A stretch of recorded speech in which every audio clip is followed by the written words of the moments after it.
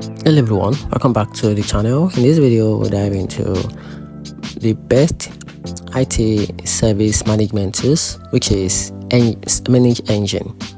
Just quickly dive into it. The ManageEngine Service Text Plus is a robust IT service management, offer a ticketing, asset management, change management, and a service self-portal. Its AI assistants help auto categorize tickets and suggest solution, while the automation workflow saves time on repetitive tasks. Talking about the pros, it includes the strong automation features, scalability for mid to large team, and a flexible deployment option with both cloud and on-premises support. On the downside, the interface can feel out of date.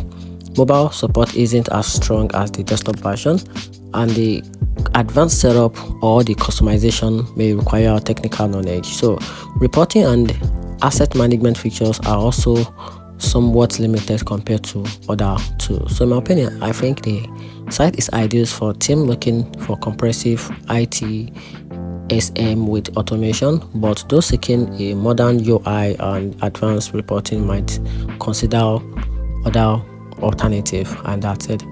If you find the video helpful, if you do, turn on the notification button and subscribe for more review.